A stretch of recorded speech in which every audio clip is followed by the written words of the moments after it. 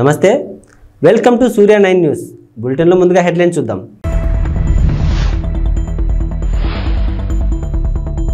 వచ్చేసిన AP inter ఫలితాలు ఈసారి కూడా బాలికల టాప్.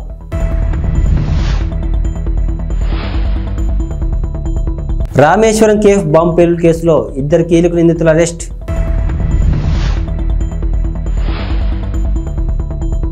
సెంటిమెంట్ కారణంగానే గతంలో కేసీఆర్ గెలిచారు, రేవూరి ప్రకాష్ రెడ్డి.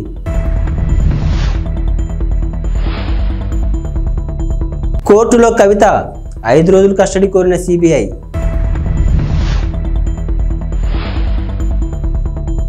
భద్రాద్రిలో 14న శ్రీరామరక్ష స్తోత్రం ఆవిష్కరణ, నవమి నాడు భక్తులకు పంపిణీ. ఆంధ్రప్రదేశ్లో ఇంటర్మీడియట్ ఫలితాలు కాసేపటి క్రితం వెల్లడయ్యాయి.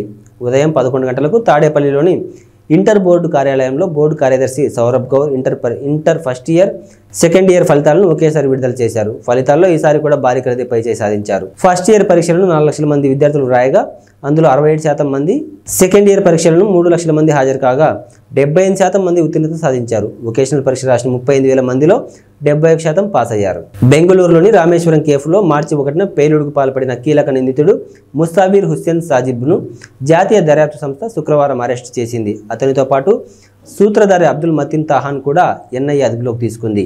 కర్ణాటకలో 12, తమిళనాడులో 5, ఉత్తరప్రదేశ్లో ఒకచోట ఇలా 3 రాష్ట్రాల్లోని 18 ప్రాంతాల్లో తనిఖీల అనంతరం నిందితులను అదుపులోకి తీసుకున్నట్లు ఎన్ఐఏ అధికార ప్రతినిధి ఒకరు తెలిపారు. అలాగే పేలుడుకు పాల్పడిన వ్యక్తికి స్థానికంగా సహకరించిన ముజమ్మిల్ షరీఫ్ను కూడా దర్యాప్తు సంస్థ అరెస్టు చేసింది. షరీఫ్, హుస్సేన్, తాహా ఈ ముగ్గురు ఐఎస్ఐ మాడ్యూల్స్తో సంబంధం కలిగి ఉన్నట్లు ఎన్ఐఏ వర్గాలు వెల్లడించాయి. గతేడాది నవంబర్లో నమోదైన మంగళూరు కుక్కర్ పేలుడు కేసుతో పాటు శివమొగ్గ గ్రాఫిటీ కేసులోనూ వీరి ప్రమేయం ఉన్నట్లు నివేదికలు పేర్కొన్నాయి.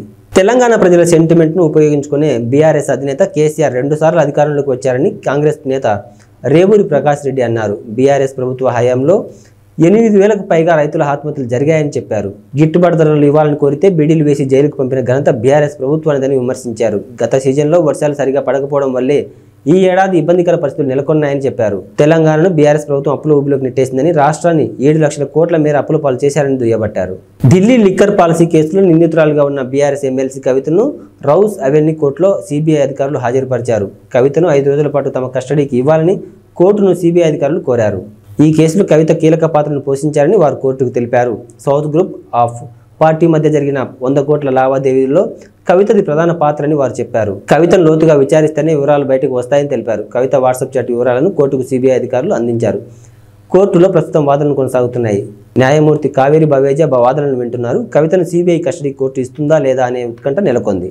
తెలంగాణలోని ప్రముఖ పుణ్యక్షేత్రమైన భద్రాచలం శ్రీరామనవమి ఉత్సవాల కోసం ముస్తాబవుతుంది. ఆ రోజున జరిగే రామయ్య కళ్యాణ క్రతువును కనులారా వీక్షించేందుకు కోట్లాది మంది భక్తులు తహతహలాడుతుంటారు. కళ్యాణం కోసం ఈసారి అద్భుతంగా ఏర్పాట్లు చేస్తున్నట్లు దేవస్థానం కార్యనిర్వహణాధికారి ఎల్ రమాదేవి తెలిపారు. ఈసారి వేడుకల్లో ఓ ప్రత్యేకత కనిపించనుంది. గ్యాలరీలో కూర్చొని కళ్యాణాన్ని వీక్షించే వేలాది మంది భక్తులకు ప్రముఖ రచయిత, శ్రీశైల దేవస్థానం పూర్వ ప్రత్యేక సలహాదారు పురాణపండ శ్రీనివాస్ రచించిన శ్రీరామరక్ష స్తోత్రం గ్రంథాన్ని పంపిణీ చేయనున్నారు. భద్రాద్రిలో బ్రహ్మోత్సవాలు గతంలో టాలీవుడ్ నిర్మాణ సంస్థ వారాహి చలనచిత్రం అధినేత సాయి కొర్రాపాటి సమర్పించిన అఖండ గ్రంథాలను రచించింది కూడా శ్రీనివాస్ కావడం గమనార్హం. ఇక తాజా గ్రంథమైన శ్రీరామరక్ష స్తోత్రం పుస్తకాన్ని టాలీవుడ్ ప్రముఖ దర్శకుడు ఎస్ఎస్ రాజమౌళి, ఎంఎం కీరవాణి, సాయి కొర్రాపాటి సమర్పిస్తున్నారు. ఈ సందర్భంగా వారికి పురాణపండ శ్రీనివాస్ కృతజ్ఞతలు తెలిపారు. కాగా ఈ మహిమోపిత శ్రీరామరక్ష స్తోత్రం గ్రంథాన్ని ఎల్లుండి ఆలయ ఈవో రమాదేవి ఆవిష్కరిస్తారు. ఉండిలో రఘురామకృష్ణరాజుకు సీటు కేటాయిస్తున్నారన్న ప్రచారంతో అసమ్మతి పెరుగుతుంది. పశ్చిమ గోదావరి జిల్లా భీమవరం తోట సీతారామలక్ష్మి ఇంటిని తెలుగుదేశం పార్టీ నాయకులు, కార్యకర్తలు ముట్టడించారు. ఈ సందర్భంగా టీడీపీ కార్యకర్తలు భారీగా చేరుకున్నారు. మంత్రి రామరాజుకు న్యాయం చేయాలంటూ భారీ ఎత్తున నినాదాలు చేశారు.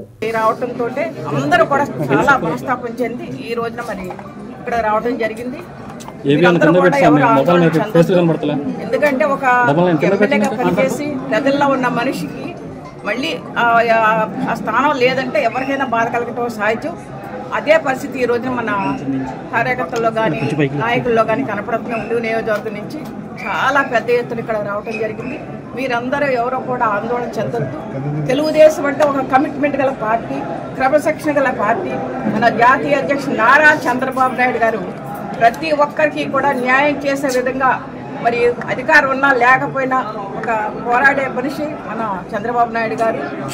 ఈ విధంగా మరి మీరు ఇచ్చిన రిప్రజెంటేషన్ ఏదైతే ఉందో మీరెవరు అందరూ కూడా ఆందోళన చెంది ఈ విషయం మీద ఎవరైతే ఇబ్బంది పడుతున్నారో అన్నీ కూడా నేను మన చంద్రబాబు నాయుడు గారి దృష్టికి తీసుకెళ్ళడం జరుగుతుంది. అలాగే మన తప్పనిసరిగా మనకి న్యాయం మీ ఉండి కాన్స్టిట్యున్సీకి న్యాయం జరుగుద్ది అని నేను తప్పనిసరిగా మీకు ఎందుకంటే చంద్రబాబు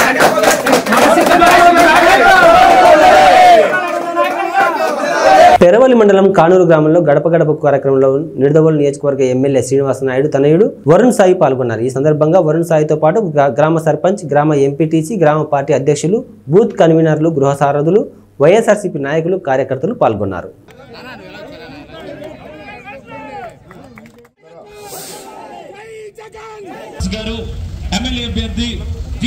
ఈరోజు మీ ముందుకి నమస్తే అమ్మా, నేను మన ఎంపీ అభ్యర్థి అమ్మ కూడూరు శ్రీనివాస్ గారు ఇద్దరం కూడా మీ ముందు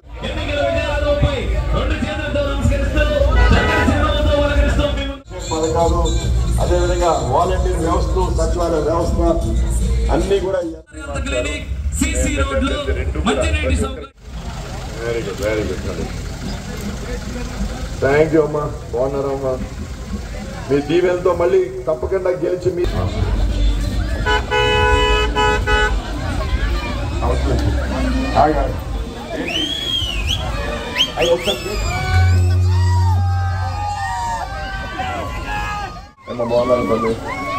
ఎలా ఉన్నారు? ఎంపీ ఎమ్మెల్యేగా గెలిచి వచ్చి ఈ పనులన్నీ పూర్తి చేస్తామమ్మా. అదేవిధంగా ఈ ట్రైన్ కూడా చెప్పడం జరిగింది. అయితే ఒక్కటి గమని ఒక్కో మనిషికి 2 ఓట్లు ఇస్తారు. ఒకటి ఎంపీది, ఎంపీ ఓటు మొదటి ఓటు ఇస్తామా. రెండోది ఎమ్మెల్యే జగన్ ఓటు ఇస్తారమ్మా, జగన్ ఓటు రెండోది. రెండు కూడా ఫ్యాన్ గుర్తుకు ఓటేసి మన జగన్ గారిని ముఖ్యమంత్రి చేసుకుంటాం.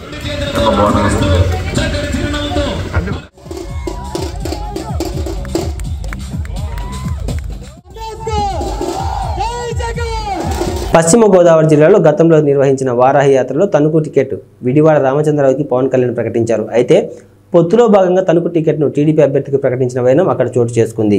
వారాహి యాత్రలో ప్రకటించిన మొదటి టికెట్ తణుకు అభ్యర్థి విడివాడకి ఇవ్వాలంటూ నిరసన తెలిపారు. పవన్ ఇచ్చిన మాటకు విలువ లేదా అంటూ ప్లకార్డులతో నిరసన తెలిపారు. సభాస్థలం వద్ద నిరసన పోలీసుల జోక్యంతో శాంతియుత వాతావరణం నెలకొంది.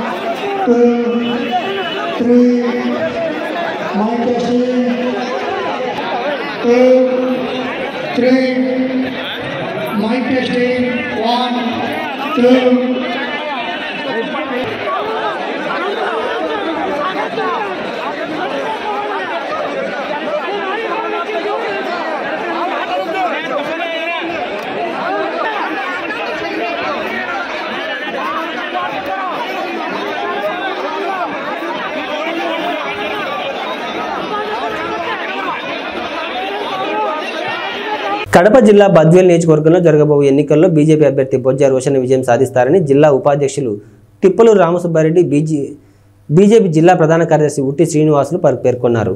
ఈ సందర్భంగా మాట్లాడుతూ రంజాన్ పండుగ సందర్భంగా ముస్లిం సోదరులకు శుభాకాంక్షలు తెలిపారు. జరగబోయే ఎన్నికల్లో బద్వేల్ నియోజకవర్గంలో తెలుగుదేశం జనసేన పొత్తులో భాగంగా 3 ప్రధాన పార్టీల కలయికతో ఈ ఎన్నికల్లో విజయం సాధిస్తామని ధీమా వ్యక్తం చేశారు. పొత్తులో భాగంగా బద్వేల్ టికెట్ బొజ్జ రోషన్ను కేటాయించినందుకు బీజేపీ అధిష్టానానికి కృతజ్ఞతలు తెలిపారు.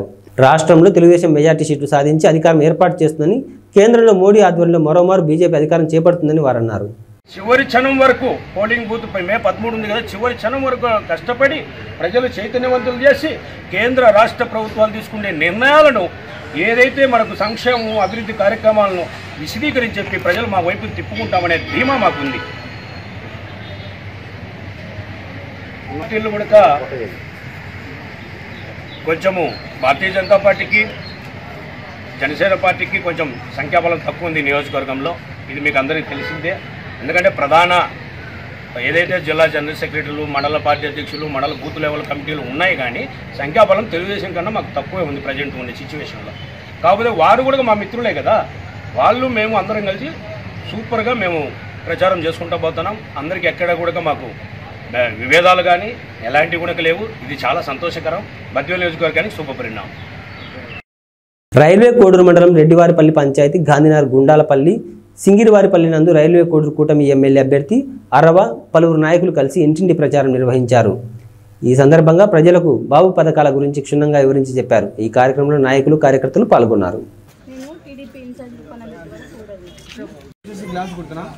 MP sir Kiran Kumar sir, ఆయన గుర్తు వచ్చి కమలం గుర్తు.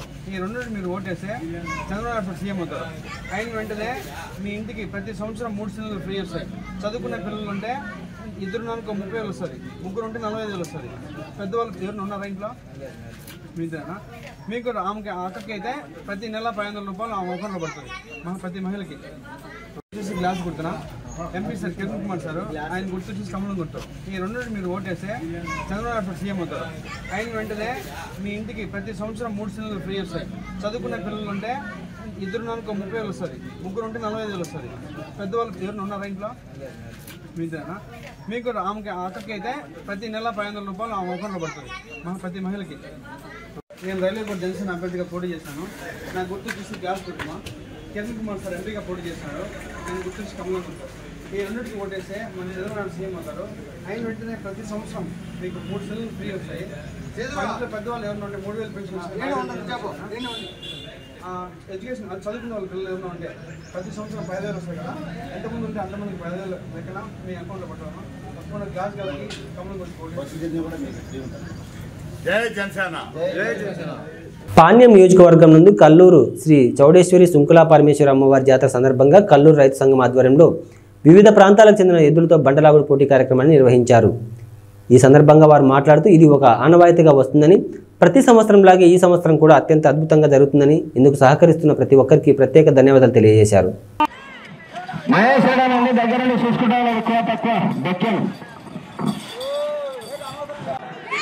అన్నదాత రామరెడ్డి తాత సంస్థాం అందరికీ కూడా ప్రత్యేకంగా ధన్యవాదాలు. 9వ రౌండ్ సించి పాల్గొతున్నాయి పేపర్ లెక్కల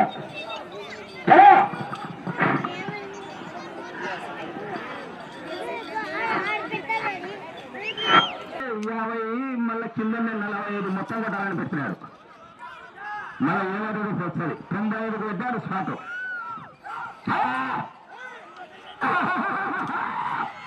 అందరికీ నమస్కారం. ఈరోజు కల్లూరు గ్రామంలో ఉగాది పండుగ సందర్భంగా రాజదూర పందెం రైతు సంఘం ఆధ్వర్యంలో నిర్వహించడం జరుగుతుంది. ఇందుకు సహకరిస్తున్న దాతలకు కీర్తిశేషులు ఈశ్వరప్ప గారి కుమారులు బి పవన్ గారికి, సాగర్ గారికి, 2వ బహుమతి బెక్కం ఐశ్వర్యుడి రైతు సంఘం అధ్యక్షులకి, మరియు 3వ బహుమతి బిద్రకోట మొనప్ప గారికి, 4వ బహుమతి డోగురు రాముడు గారికి, 5వ బహుమతి మాలిక్ భాష గారికి, 6వ బహుమతి మద్లేడి గారికి మా హృదయపూర్వక ధన్యవాదాలు. అలాగే ఈ రోజు జరిగే కార్యక్రమాన్ని రైతులు మరియు గ్రామ ప్రజలందరూ దిగ్విజయంగా పూర్తి చేయాలని నా మనస్ఫూర్తిగా కోరుతున్నాను. రాబోయే రోజుల్లో మంచి వర్షాలు కురిసి రైతులు పాడి పనులతో సుభిక్షంగా ఉండాలని నా మనస్ఫూర్తిగా కోరుతున్నాను.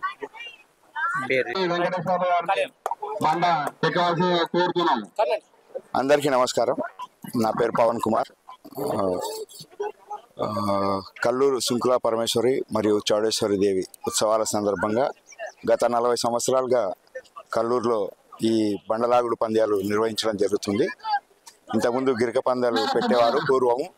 తర్వాత రాను కాలక్రమేణా అది బండలాగుడు ప్రోగ్రాంగా మారిపోయింది. దీన్ని మా నాన్నగారి శ్రీ పి ఈశ్వరప్ప గారు 40 సంవత్సరాల క్రితం దీన్ని మొదలు పెట్టారు. ఆయన చనిపోయిన తర్వాత కూడా గత 7 సంవత్సరాలుగా ఆ నవాయితీని కొనసాగిస్తూ ఆయన కుమారులమైనటువంటి మా అన్నగారు బి సాగర్ కుమార్ మరియు నా పేరు బి పవన్ కుమార్, మేము ఈ మొదటి బహుమతిని ఇవ్వడం జరుగుతుంది. ఈ కార్యక్రమాన్ని ఇంత పెద్ద ఎత్తున దీన్ని సక్సెస్ చేసినందుకు మా గ్రామ ప్రజలకు, రైతు సంఘం వారికి, కల్లూరు గ్రామ పెద్దలకు అందరికీ పేరు పేరున ధన్యవాదాలు తెలియజేసుకుంటున్నాము. అంతేకాకుండా ఈ కార్యక్రమానికి అన్నదానము మరియు మా పొద్దున టిఫిన్ కార్యక్రమము ఇదంతా దీనికి సహాయ సహకారాలు అందించినటువంటి శ్రీ అవధూత రామరెడ్డి తాత సంస్థానం వారికి ప్రత్యేకంగా ధన్యవాదాలు తెలియజేసుకుంటున్నాం. ఈ కార్యక్రమాన్ని ఇంత పెద్ద ఎత్తున ముందుకు తీసుకెళ్ళడానికి సహకరిస్తున్నటువంటి అందరికీ, అలాగే మీడియా వారికి కూడా స్పెషల్గా ధన్యవాదాలు తెలియజేసుకుంటున్నాం. Thank you. చిరంజీవికి ఈ జగన్ రెడ్డికి పోలిక అని చంద్రబాబు నాయుడు విమర్శించారు. చిరంజీవిని, రాజమౌళిని, ఇతర సినీ హీరోలని ఇంటికి పిలిచి జగన్ రెడ్డి ఎలా అవమానించాడో చూశాం కదా అని అన్నారు. ఇంటికి పిలిపించుకొని చిరంజీవిని, సినిమా ఇండస్ట్రీ పెద్దలని అవమానించాడని చంద్రబాబు గుర్తు చేశాడు. అహంకారం పనికిరాదు. ఒక్క విషయం చెప్తున్నా మీకు, కోనసీమలో చిరంజీవికి జగన్మోహన్ రెడ్డికి కంపారిజన్ ఉందా తమ్ముళ్ళు? కంపారిజన్ ఉందా అని అడుగుతున్నా మిమ్మల్ని, ఉందా అని అడుగుతున్నా. చిరంజీవి కొన్ని సంవత్సరాలుగా చిత్రసీమలో రారాజుగా వెలిగినటువంటి వ్యక్తి. వారి యొక్క కళామ తల్లికి చేసిన సేవలు గుర్తుపెట్టుకుని కేంద్ర ప్రభుత్వం కూడా పద్మ విభూషణ్ ఇచ్చారా లేదా అని మిమ్మల్ని అడుగుతున్నా. అదే మరిగా Rajamouli one of the best director. ఆయన సినిమాలు తీశాడు, బాహుబలి ఇవన్నీ, త్రిపుల్ కూడా మన తీశాడు. ఆయనకు కూడా పద్మభూషణ్ ఇచ్చారు. అలాంటి మహామహుల్ని, సినిమా హీరోల్ని పిలిపించి ఇంటి దగ్గర అవమానం చేసిన విధానం ఒక్కసారి మీరు గుర్తుపెట్టుకోవాలి. నేను 14 సంవత్సరాల ముఖ్యమంత్రిగా ఉన్నా. ఏ నటుడు కూడా నేను అవమానం చేయలా. నటుల్ని గౌరవించిన సంస్కారం మాది. పవన్ కళ్యాణ్ గారి సినిమాలు వస్తే కనీసం సినిమాల్లో ఆడడానికి రేట్లు కూడా ఇవ్వని దుర్మార్గుడు ఈ జగన్మోహన్ రెడ్డి. అంటే మనమందరం ఆయనకు బానిసలు కాబట్టి ఆయనకు ఊడిగం చేస్తే మన సినిమాకు రేట్ ఇస్తాడు. వీళ్ళ అబ్బా సొత్తు, వీళ్ళ నాయన సొత్తు అనుకున్నాడు. అలాంటిది చిరంజీవి గారిని, సినిమా ఇండస్ట్రీ మొత్తాన్ని అవమానం చేసిన వ్యక్తి, అహంకారైనటువంటి వ్యక్తి ఈ దుర్మార్గుడు. కానీ పవన్ కళ్యాణ్ గారిని నేను అభినందిస్తున్నా, బాలకృష్ణని అభినందిస్తున్నా.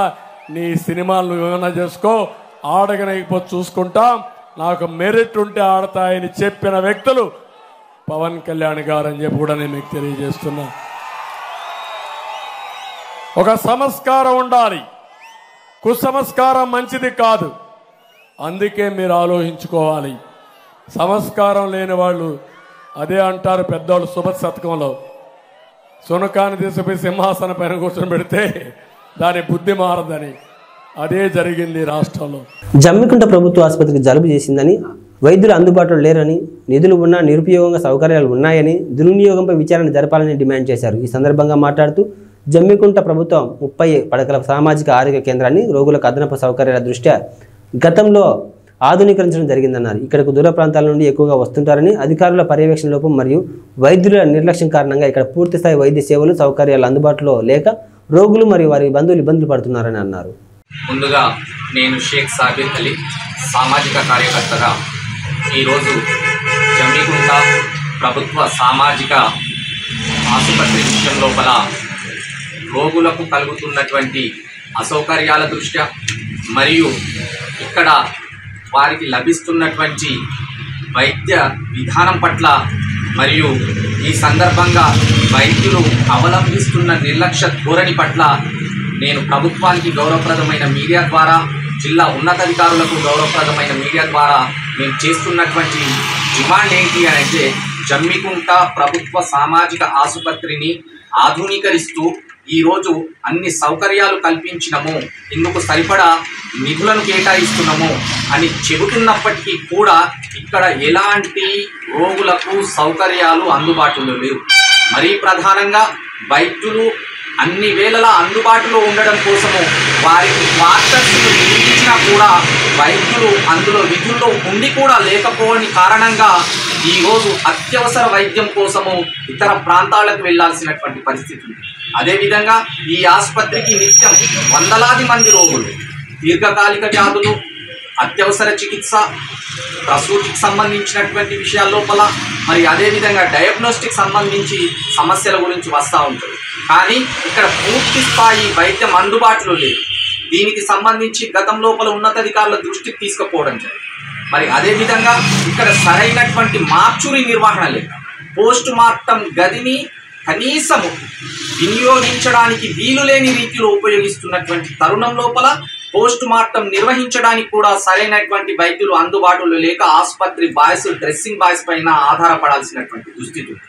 కాబట్టి ఈ ఆసుపత్రికి సంబంధించినటువంటి నిధుల విషయం లోపల ఎలాంటి అసౌకర్యాలు ఇన్ని జరుగుతూ ఉన్నా కూడా సౌకర్యాల లేమి కట్టినట్టు కనబడుతుంది. కాబట్టి వెనువెంటనే ఉన్నతాధికారులు దీనిపైన దృష్టి సారించి ఆసుపత్రి నిధుల అక్రమాలపై విచారణ జరిపిస్తూ బాధ్యులపైన చర్యలు తీసుకోవాలని చెప్పి, అదేవిధంగా ఈ ఆసుపత్రిని అప్గ్రేడ్ చేసి రోగులకు